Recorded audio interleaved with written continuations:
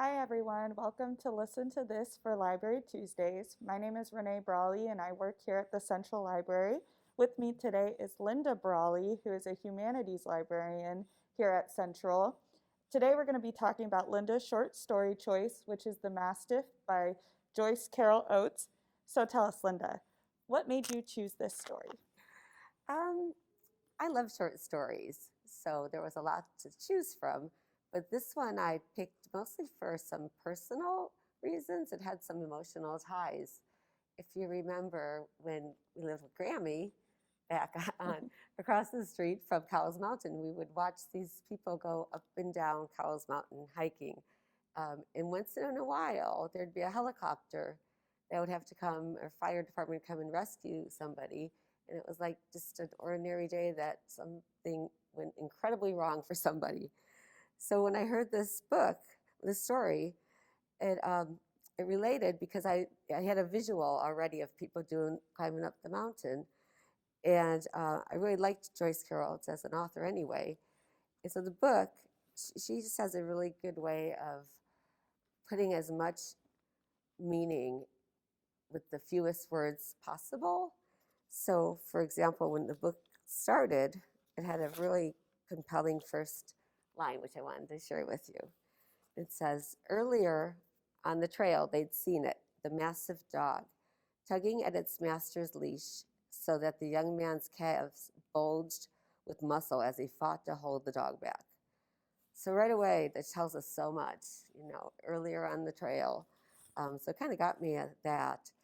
And then it was interesting the way she writes in that she refers to this couple as the man and the woman, although we do find out their names at one point.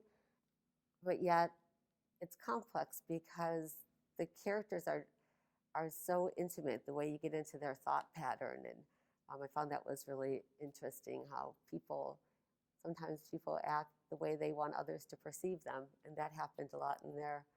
And it was just really interesting. That is very interesting. Yes. Was this a clear choice for a story, or did you have other options you were choosing between? Well, like I said, at first I picked that one because it came to my mind right away because of the emotional ties. But I really enjoyed this book by George Saunders, The 10th of December. Mm-hmm. And when I first heard about this book, when it was published, I had read in January of that year that this would be the best book that you would read all year. So I thought that was a challenge. And I said, oh, come on. And it was, even though I read it in January of the year it came out. So this one has a lot of short stories. I really recommend it. He's a really an excellent writer. Where can we find more works by Joyce Carol Oates? Well, at the library, spoiler alert, at the library, if you use our catalog, you'll find a lot of work by her. She's a very prolific writer. She's written, I think, about 150, give or take a few books. So the library catalog, you can find all that information about Joyce Carol Oates. And she was also featured, when I first heard the story, it was that I heard the story, it was on NPR's New Yorker Fiction podcast. And it was Louis Erdich is the narrator, who's also a great author.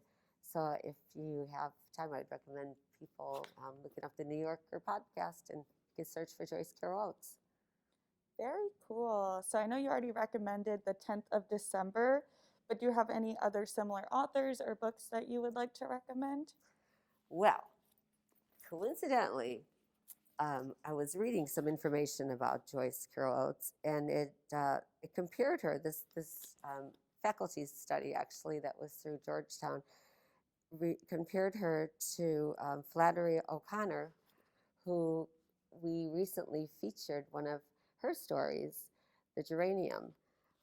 So they compared Oates to her, and they said, if I can get this right, it said, Oates and O'Connor emphasized the reality and presence of evil, but in O'Connor's case, the imminence of evil transforms visible reality into mere illusion. For Oates, naivete is dangerous in a perennially fallen but vividly real world. Very cool.